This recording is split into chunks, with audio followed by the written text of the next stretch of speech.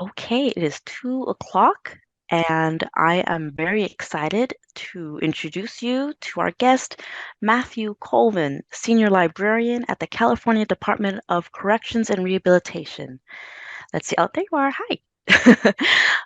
Okay, so a little bit of introduction. Today, we're privileged to welcome Matthew Colvin, a seasoned professional working in corrections. With 16 years of service to the California Department of Corrections and Rehabilitation, Matthew brings a wealth of experience and insight to our session. Yesterday, in fact, the CDCR published an online article on Matthew and his work titled Meet Matthew Colvin, a CDCR senior librarian. I'm just going to double check that I'm not on mute because that's my biggest fear. I'm not on mute. Great. Matthew currently works as the senior librarian at Folsom State Prison. He has worked at several different institutions within the CDCR.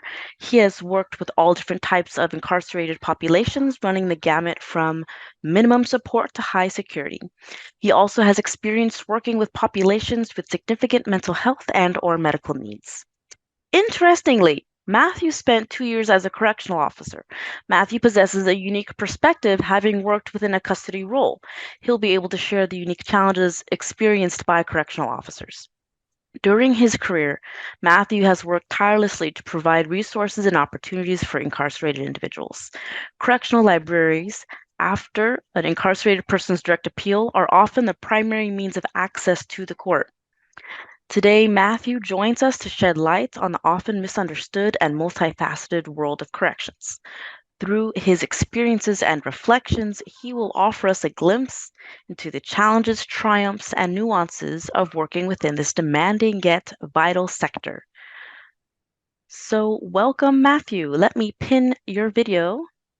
There we are. And thank you for the And pin introduction. myself as well. Yes, we are now the focus of attention. Thank you for being here. No, I'm happy to be here. Thank you for inviting me. I don't hear you, Matthew. Oh, you don't? Can the rest of you hear him? Let me check. Yes. Okay. All right. Why So don't I other hear people you? can hear me, but you can't hear me. This is going Oh, to be could you try fun. to speak again? Can you hear me now? No? Do you guys hear me? And I hear you. Yeah, we can hear you, Bianca. Can you hear me? Okay. That is so strange. I don't even know what to fix there. Why can't I hear you? Hmm. I wonder if this is a problem. I might need to leave the meeting and then come back.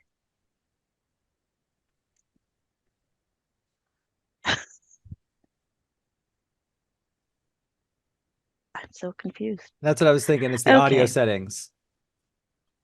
let's see here.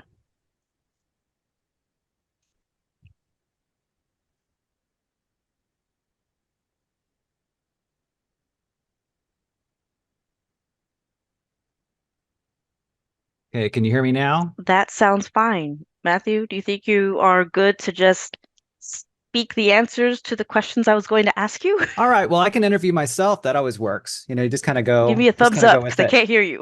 Okay, thumbs Okay, up. I'll be right back. Thank you. All right. Well, the first question that I was going to be asked, would you please introduce yourself and talk about your history working in a correctional institution and libraries? Okay. So, I really wanted to say I appreciate getting an opportunity to talk to you all because I really want to kind of try to just demystify the field of correctional librarianship. Unless some of you have been to prison and you don't have to raise your hand, that's okay. You don't have to do that. Or, you've worked in a prison, you probably really don't know what goes on in a prison. The best way that I can try and describe it is to say that it's good to think of a prison as like a little city. And, in that city, we have a lot of police, so we have a lot of police in a prison. We have like a fire department, we have medical, we have a school. We have different jobs that everybody does. We have like a maintenance plan ops that kind of takes care of like the issues around the prison. And we have a library. Just the difference in our little city is that most of our residents can't leave. They have to stay there and everything's kept in house. Um, So I mean, I think when you think about it that way, it's like, all right, I can kind of understand that there's a lot of similarities between what happens in a prison and maybe what happens in the public. It just the main thing is we're kind of all condensed into a tinier space. My history going into corrections was both of my parents actually worked in corrections. So my dad was a teacher. He worked with at CCWF in Chowchilla. He worked with female offenders. And my mom, she was a teaching assistant. She worked at CSB Corcoran, working with those that had developmental disabilities in the education department and trying getting them to, kind of improve their outcomes in that education department. So I had a lot of encouragement. Let's just use that word to apply and become part of corrections. And this was my first real job when I got done getting my MLIS. I was 27 at the time. And so I feel like kind of an anomaly because a lot of my colleagues that I work with, they came into corrections as kind of a second career. That was they went up and worked in like a public school for a while. They worked in a public library. They worked in some special libraries, and then they kind of found their way into corrections. I'm kind of the opposite. This is all I know. And the fun part is when I started, I had no training in the law at all. I've heard a lot of you talk, and you've got all this extensive training, and you kind of know what you're doing. When I stepped in, I had no clue what I was doing. So a lot of my training was kind of on the job. I learned actually a lot of what I know now and how to better serve the patrons that come into the library with their legal needs based on my interactions with my, clerks that I supervised, with my patrons, just working together, doing a lot of independent research. So I want to say like the first 5 years of my career, I felt like I was learning something new every day. So it was very rewarding. A little after that, I did transition to become a correctional officer. Um, and I did that for a couple of years, and it was a great experience. And I'll talk about that in a little bit. I later transitioned back to working in the library as a senior librarian when an opportunity opened up. It was better for me and my family because one nice thing about working as a librarian as opposed to a correctional officer is it's a lot easier to take time off. Correctional officers, there's a huge demand for them to be there because the prison runs 24 hours a day. Somebody's got to be in that position. Me, I've got a little bit more flexibility. And it gave me an opportunity to run a library program, which I really appreciated. So I got to, be more involved in kind of creating the type of program that I wanted to see that I think was of the most benefit to our population, wherever I was working. And I think I did a lot of good when I was in that position. As a senior librarian, I also got a lot of opportunities to participate in we have a lot of leadership opportunities. I was part of a leadership committee for library staff throughout the state. I've worked on strategic planning committees. I've worked through our accreditation process through WAS, the Western Association of Schools and Colleges. I'm a trainer in a form of communication called transformative correctional communication. It's basically kind of a branch of motivational interviewing, but it's really established primarily for working with the incarcerated and trying to get them to basically communicate in a way that gets them to go towards pro-social thinking and outcomes. And I'm also a big part of my union, bargaining on the behalf of teachers and librarians in my bargaining unit. So I've had a lot of opportunities since I've started working in corrections. I've worked with pretty much every population except for the condemned. And right now, the condemned wing at San Quentin is now being converted into a rehabilitation center under this California model, which is kind of the new thing that's being done through the department. But really working with the population, I enjoy doing what I'm doing. It's just working with an incarcerated population who does have, some criminal thinking errors. And it's just trying to find ways to better manage those conversations and try and figure out a way to work together and where kind of everybody wins. So that's answering the first question. Well, thank you. I can hear you now, so that's Okay. great. All right. Okay, good. I don't wanna touch too many buttons. Okay. So we got through question 1. Okay. And can everyone still see Matthew's video? Yes. Okay. Wonderful. Then I'm not going to touch anything else. Just going to keep talking. Alrighty. So you have experience working as a correctional officer. What did you learn from that experience, and how is it different from working as a librarian? Um, it kind of goes without saying. The focus of a correctional officer is really focusing on safety and security. So that was the primary change. I think it was worthwhile for me because I got a lot of extra training. Like the academy to become a correctional officer for CDCR is 4 months. So I spent 4 months learning basically the skills that I would need to be a correctional officer. And I know while we spent a lot of time learning, basically use of force and how do you respond to an incident and deal with that, but really we focused a lot on being aware of our surroundings, being security conscious, and really how to communicate. Um, because I mean, honestly, if you're having an issue with, an issue with something going on, there's some kind of conflict going on. It's really great if you can just talk your way through it and figure out a way to resolve it without it ever getting into a situation where you have to use force or you have to resolve it in some way that's it's just not good. And I always hated having to write a report. Um, I was lucky, and I was very lucky in my career. I never had to use force. As a correctional officer, I was always able to be able to go into it, have a conversation with somebody, usually with my partners and everything else, and we were able to resolve it that way. So I feel very fortunate that I was able to develop those skills as a correctional officer, and I think it's helped me in my current role as a librarian and it's made me more comfortable dealing with, working with the population Mhm. after I had that training.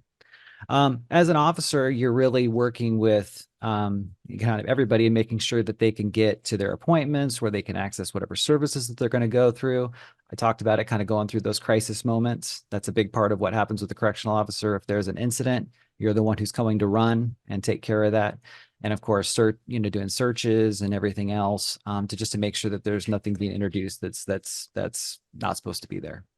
Um, I learned how to be firm, fair, and consistent, which I think has helped me in my current job. One thing that you either love it or hate it about prison is that the consistency. It's great that if one day is kind of the same as the other, because everybody kind of knows what's going to happen. Because when people are unsure about what's going to happen, that's kind of when people get a little squirrely in prison, unfortunately.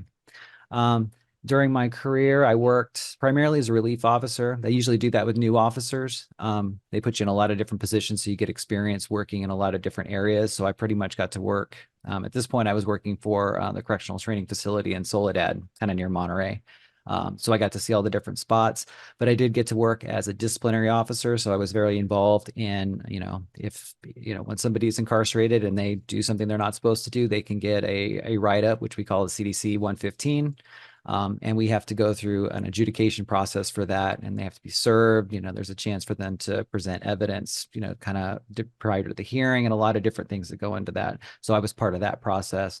I also worked in a housing unit, so I was responsible for about 400 people that lived in that housing unit, doing a lot of searches. Making sure they got released on time, making sure they got to chow, maybe making sure they got showers, all that good stuff. And I also worked in visiting, so I got a chance to work with families. Um, families and see them go to the loved ones and just make sure that that's done safely and making sure that everybody kind of had a good visit. um and I think the big part that I appreciate about my time as an officer is it really gave me it makes me appreciate what they do more, especially now I'm working in a non-custody role, because too often, and I noticed this with my coworkers, we get so focused on what we're trying to do. It's like, hey, why didn't I scheduled so and so? Why aren't they here right now? It's like I scheduled them at 1 o'clock. Why aren't they here? And I realize it's like, well, yeah, you tried to get them at 1 o'clock, but maybe they were walking. I've been here. You're walking the tier, you're doing your unlocks, and you notice that somebody has a medical emergency.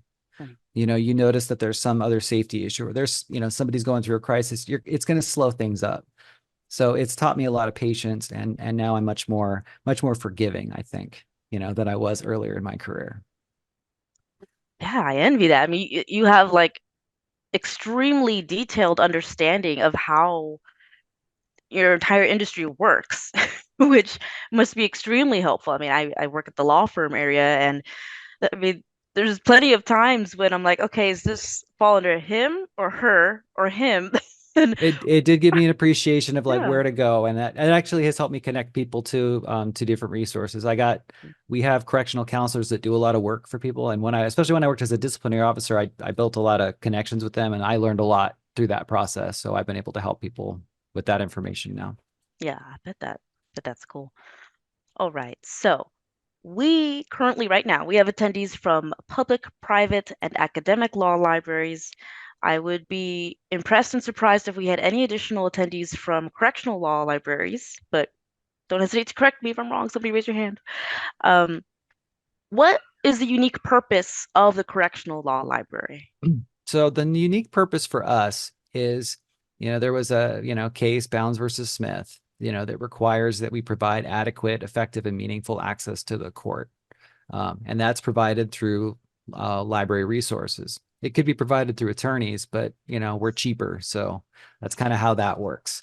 Um, and our responsibility, our mandate is to essentially provide access to the door of the court. We want to make sure that they can get to the door so they can access those services, primarily for trying to get if they want to contest their original conviction or the conditions of their confinement. However, we do provide other resources, especially related to like family law. We deal with a lot of divorces, sadly, and paternity, that type of thing. And other issues come up. It could be like, somebody had a family member that passed away, and maybe they have issues about how that estate, the estate's going to be handed down, stuff like that. We'll respond to those questions infrequently, but primarily we're there to help them with those criminal issues, those criminal and those civil rights issues that come up. We do that providing legal research through Lexis. That was a perfect time for that question in the chat. So yeah, we provide Lexis and we provide that electronically. I know when I started, we had the books. I'm going to say I don't miss the books. So I really appreciate the resource that we have through Lexis. We provide forms to the population to make sure that they can access the court that way. We provide photocopy services so they can mail their documents and retain a copy for themselves just in case things get lost, because it does happen. And we provide mailing supplies as well. So we want to make sure that they have all those tools. We also do some e-filing for a couple different courts. I think right now we have an agreement with the Third Appellate Court and at my prison, because we're located in the Eastern District, we can file just the initial filing for a 1983 action. So we can file that. Some of the challenges with maintaining this purpose is just the skill set of our patrons. Many of them, I talked to some, they dropped out of school in like the 5th grade, and they're trying to access this complicated process. Some, we have people who don't speak English, that we're trying to assist, and we can only provide most materials in English, so that does create a barrier.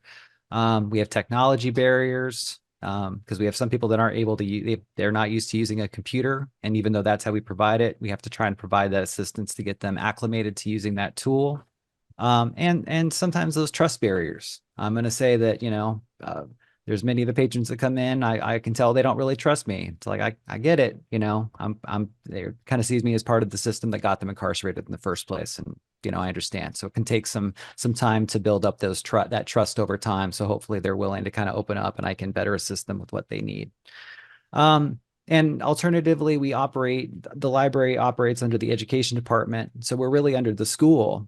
So we provide a lot of support for like the academic, basically for research, primarily for the college students, but we do assist some of the others, some of the students that are in like adult basic education classes or studying to get their high school diploma. We do that. We also support some of our vocational programs as well. And then we're also kind of like a public library. We provide a lot of, recreational reading, periodicals, magazines, that kind of thing. And I'm very proud of a lot of the programs that we've been able to do at the prison. Like we have some book clubs that we've been doing. We actually have a crochet club. It's kind of interesting to see a bunch of men sitting around doing their crocheting. It's actually and they love it. I'm going to tell you, they are there every week to do it. And we have a D&D group, which I think is awesome too. So, we do a lot of stuff. And we have the NOLA books, because that is a great resource. And county law library, we used to have I'm going backwards. We used to have a contract, but we primarily provide things in-house. I know if we have material we can't help, assist them with, We do have some addresses for, I think, the San Francisco Public Library. They have a basically a reference by mail service that they do for incarcerated individuals, and Sacramento Public is also doing that as well.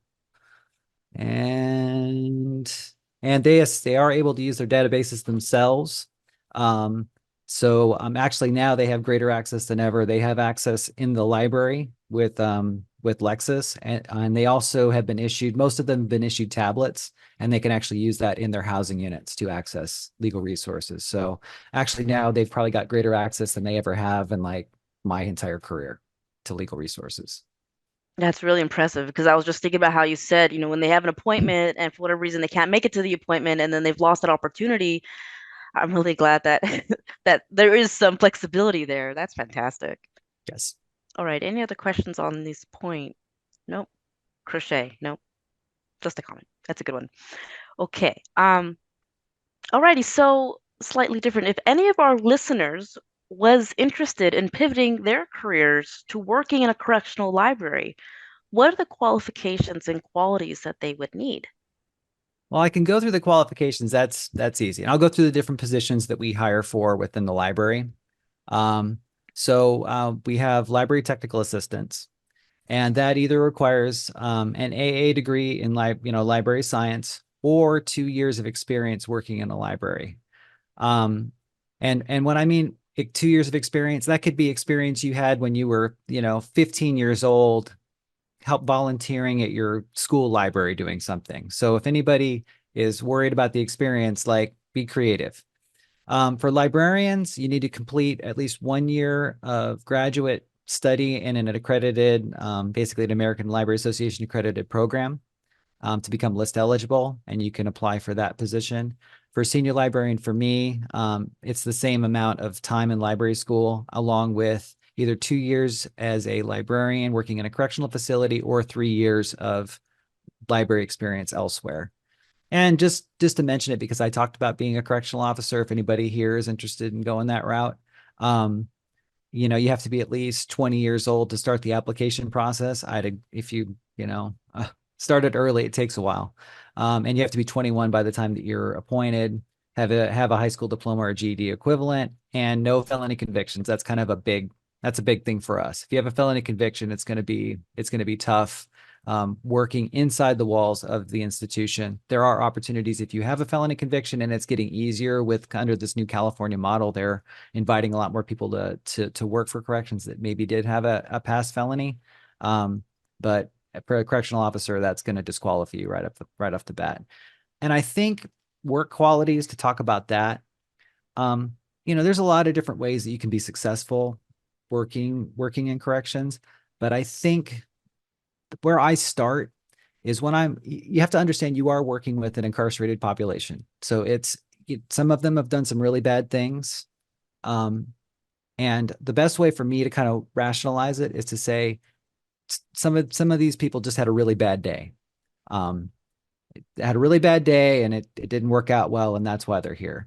So I try and look at it. It's like, I try not to look at them as any different as anybody else on the outside, because I know that's going to hinder me from doing my job. And I also think it's remembering that if you decide to work in corrections, our job is not to punish. The punishment is that they were convicted and they were sent to prison. While we're there, our goal is to try and rehabilitate them and to try and get them to a point where they're going to be able to come back to society and they're not going to do what they did again. So I think as long as you come at it with that mentality, I think that's going to help you be successful. Yeah, that makes a lot of sense. You need to really be, I guess, self-aware of yourself and make sure that you're coming in with a really healthy mindset and a gentle mindset Yes. before you apply. So that's fantastic. Oh, let's see. I think we had a couple questions for Yeah, you let's go. on various topics. Your opinion on the use of electronic legal research, and are your clients tech savvy enough to effectively use those resources? I mean, I love the resources that we have. And I go back to when I started, we had the print resources, and we were never up to date. It always felt like we were always Oh, behind. And it's like now, with the solution we have from Lexis, anything that they've got they've got in their system, we now have access to, which is great. To me, it's like tremendous. Um, we do notice that there are some, we do have some patrons that come in for challenges, but luckily there's a whole team of us. Like I have two people that I work with, another librarian and an LTA. We have a vacancy right now, but hopefully we'll have that filled soon. So we provide assistance. We also have a whole group of clerks. There are incarcerated persons there that work with us, and we train them, and they provide a lot of assistance too. So even if we have somebody that comes in that's not sure, we have a whole group of people that kind of steps in to try and get them comfortable with it and tell them, like, you're not going to break it. It's like, let's play with it. Like, all right, what are you looking for? All right, let's try this search. Okay, click here. We spend a lot of time doing like that one-on-one training. That's really great. What other questions were there? I'm okay going off. Sure. Let's see. I see one. We respond to inmate requests in Nevada and often receive inmate banking requests for really lengthy articles like ALRs. Can you recommend how we can convey what a reasonable request is? As far as reasonableness, I think a lot of times that's going to deal with whatever your local policy is about what you're willing to provide. I think if you can establish, we have to do this in corrections because, yeah, I'm going to say most people are fine. And I mean, as soon as I saw like the Amjur stuff, that's usually stuff that we don't provide a lot of times, or we don't have available anymore. Or we have something that's comparable to it. It's just, whatever it's setting those policies, basically setting that expectation and kind of sticking with it. That seems to be what works. I know that's kind of a cop-out answer as far as what's reasonable, because I know I try to go above and beyond. Like, if I can do something, I will. But sometimes, if you've got somebody that is, using more resources than is fair, that could be taking away from other people, that's when I start looking at what's reasonable or not. And I know for me, I'm lucky enough, like if I have somebody come up, I like to have a conversation with them and go like, hey, I know you've asked for this. It's like, man, this is like, 200 pages long. Like, I can't print this out for you, but what else can we do? You know? Yeah, makes sense. We have a question. How do you advocate for the library with an administration who's not supportive? I think you mentioned that there's definitely a lot of competing tasks and interests There's a within a lot. prison. Yeah. Well, yeah, we're all, and I mean, I know with the library, our money tends to come from the general fund, which is the pool of money that everybody in the state spends. So yeah, we're competing with everybody. Um, when I've had an administration who's not supportive, and I've learned this, like, so if I have a boss that's not supportive, I've learned, all right, you're not supportive. I'll go to the next person. Because I can usually find somebody who is supportive, and I'm willing to take the steps to do that. Um, I'm not shy about doing that. I've told a boss to their face, like, hey, I can tell you're not interested in this, but it's really important to me, so I do have to elevate this. Because I do think that we deserve this recognition, this funding, this resource, whatever it is.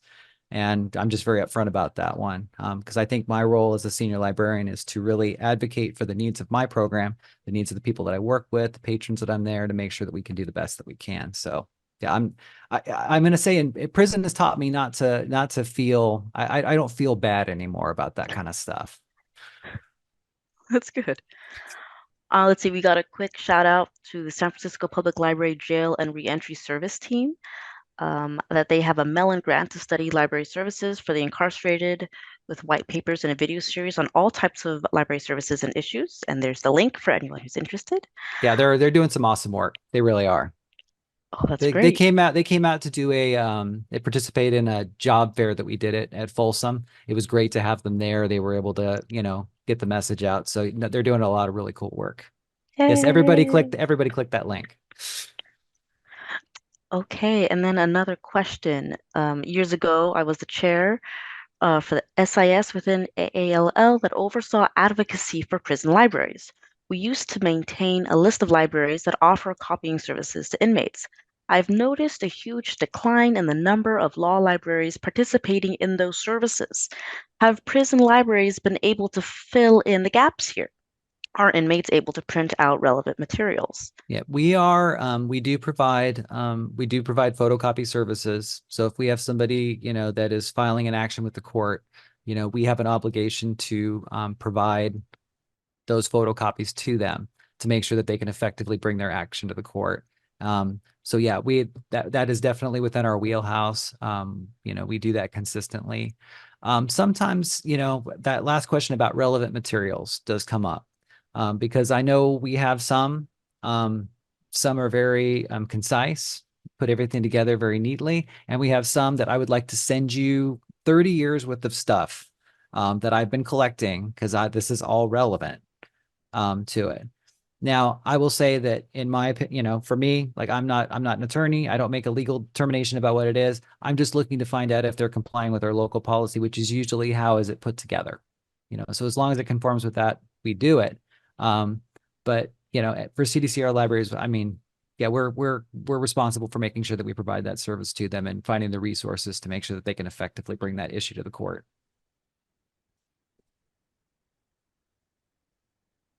All right, we have another question. I did a tour of a prison library in SLO. Oh, There awesome. were there were legal books, but also books that ran from picture books, grade school, and other languages, trying to serve all inmates. Is that the same for other correctional institutions, or was that an anomaly? That's what we should do. So that library is doing a good job. I will say that we have some libraries that are doing better than others. CDCR is kind of a big, it's a big animal. So we have some institutions that are, some library staff that are really good about having a diverse collection to meet the needs of all of the basically all the patrons that come in. We have others. I'm going to say, like, when I got to Folsom, I'll call myself out. Okay. So we had so many books from like the 40s and 50s when I got in, books that hadn't been checked out in like 25 years. So we had to do a lot of weeding, and it's been a process to do that. Um, I talk with some coworkers that are fantastic about collection development. My coworker is great at collection development. I'm going to say I'll be okay. I'm okay at collection development.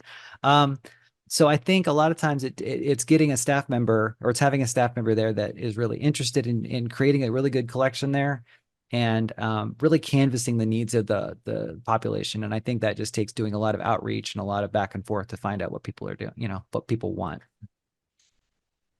Yeah, sure, it's a whole study onto itself. It's never as easy as it looks. And then, do we take book donations? Yes, we take book donations. So yeah, if you're ever interested in donating books, there is definitely a need at our institutions. I'm not going to say that we make it easy to donate, because we have an approval process that we have to go through to accept a donation, because we have to make sure that you're not donating books about bomb making or how to escape from prison and all this other stuff. So we have to, kind of do our due diligence there. Anything that comes in has to be searched to make sure that nobody's hiding like drugs or weapons or whatever else in there. But we are very happy to take donations. So if you are close to Folsom, I'll put my email there at the end, and contact me, and I will take whatever books you're willing to donate, or Right? put you in touch with somebody closer to your institution. I'll do that for my coworkers. That might work. I have a feeling we're kind of from a wide range of Okay. locations. Okay. I see a question. How would you recommend forming a relationship with the local correctional facility library? I know for me, I'm very happy to make partnerships with the community in whatever way we can. I know, like, right now I'm trying to work with a local bookstore in Folsom, Ruby's Books. I'll give them a shout out, to try and create some book lists. So hopefully we can get people to donate through them, because it's a great win-win there. We have San Quentin's probably the shining star as far as this goes. They have a friends organization that's been working tremendously for them. And I think that was somebody that worked with I think the San Francisco Public Library, I believe, kind of one of their, I'm forgetting her name right now, but they've developed a whole system. So, I mean, I think the more that we can do to build those community partnerships, I think there's a lot we can do to support the goals of one another. Really do.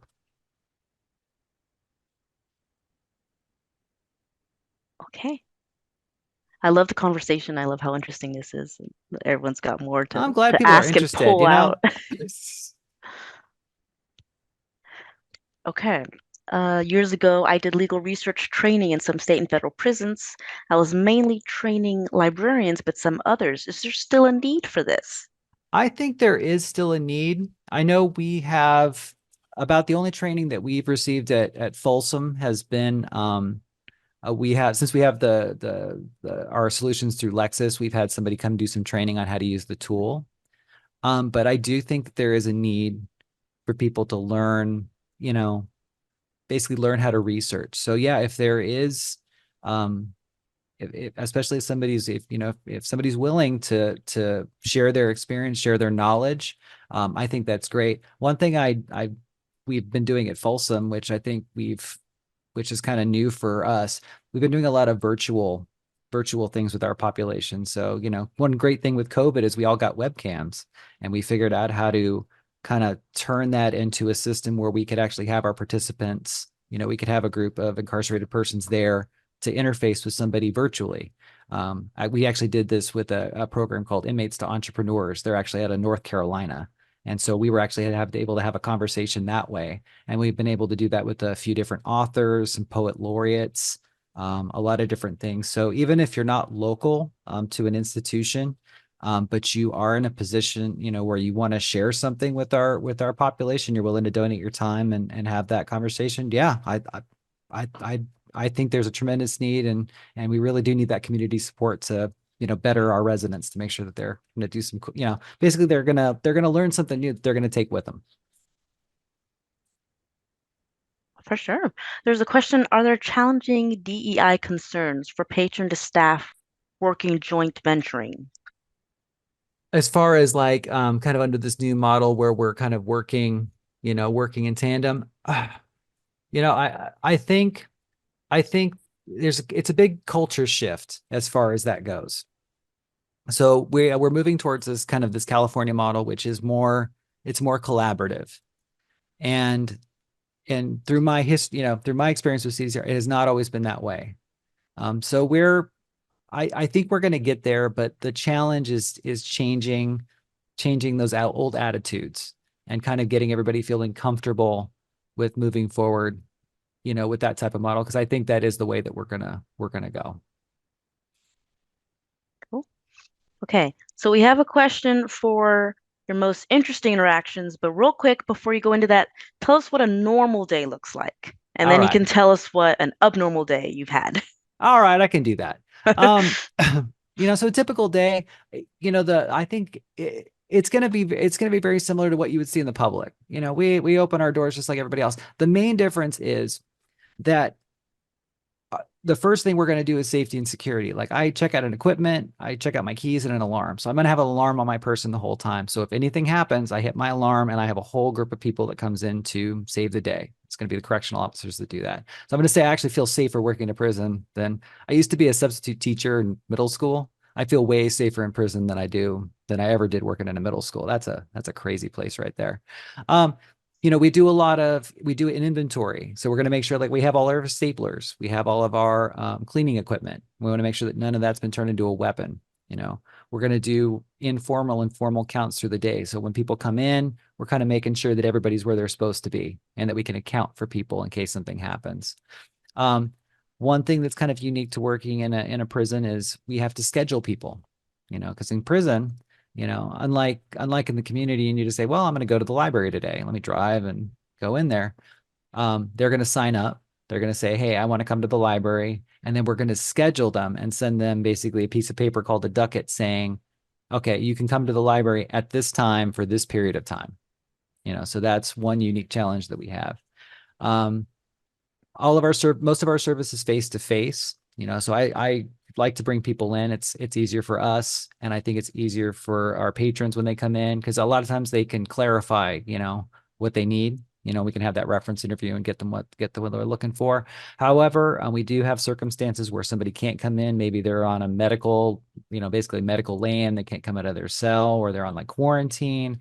Sometimes we have security restrictions. They're like in our restricted housing unit, and maybe they can't come out. Then we provide services through the mail, so they can write us, and then we will send them that stuff. In a day, like I'm usually doing a lot of administrative work in my office, trying to catch up for the 30 different things that I'm supposed to be doing. But we do have clerks.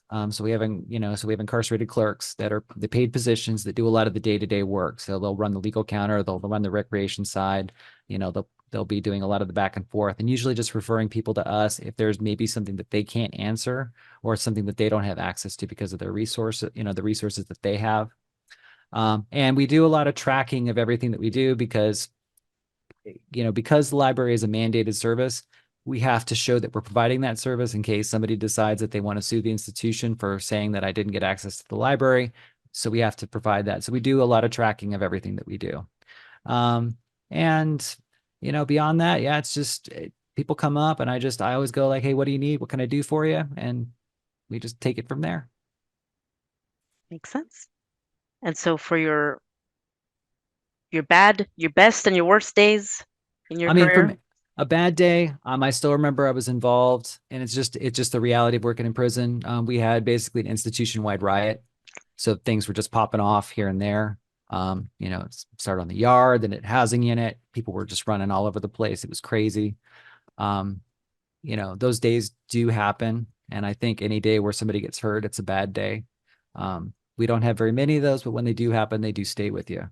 And as far as a good day, I've had a lot of really good days where I've been able to, hear somebody. It's like, oh, I got my, I graduated college. Like we had some BA students recently through Sac State, Wow. and I was able to help them a lot through that process, and it was really gratifying to see them graduate.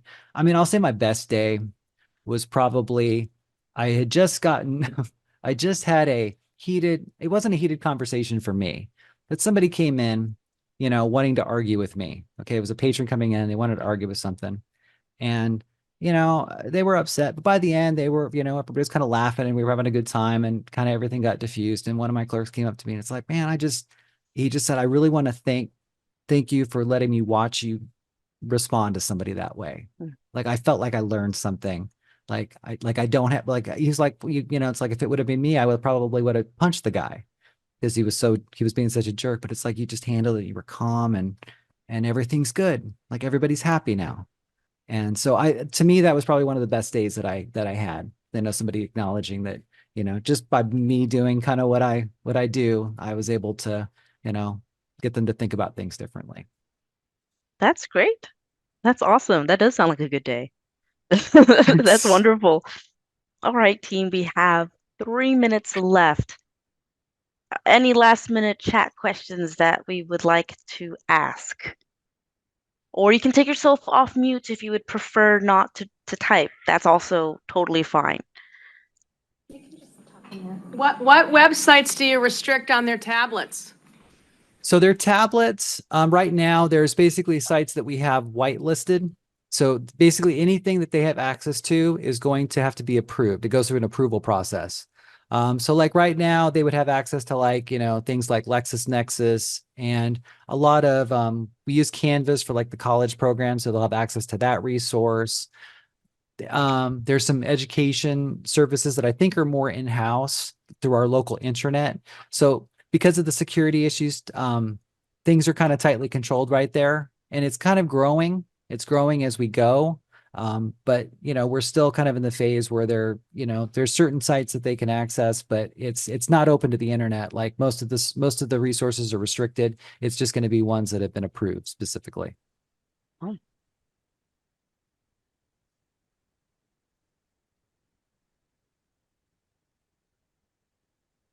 Okay, I didn't know this. There are editions of D&D. Is there a favorite? Oh, what's the one? I mean, they're actually doing, what was it, like Starfield or something like that? I know I'm buying some books for them. I can't remember. I can't remember which one it is off the top of my head. I'm not that big a nerd. Alrighty, and there is a question. Have you read the book Running the Books? I haven't read that one, but I will check it out now.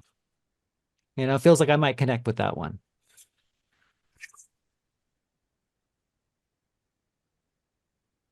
Okay, well, we are just at the end of our time. So thank you so much, Matthew, for opening our brains to everything that you do. It was very interesting, and I know that a lot of our audience was really engaged and got a lot of useful information. So a virtual hand clap. I know we're all muted, but thank you so much for being here. No problem. And I'm going to put my email there. So if anybody has any questions afterwards, or if you're, I mean, I'm going to say this, if you're ever interested in doing a tour or trying to see what we do, like I think the more people that we can have come see the work that we're doing, the more people are going to know about the good things that are going on in our correctional institution. So I again appreciate you inviting me to be here. Of course, thank you so much. All right, for the rest of the group, it's 2:45. We're going to take a silent break for about 15 minutes and then continue with the rest of the conference. Please stand up. Don't stay at your desk. Move a little bit. I am concerned that it's been such a long day.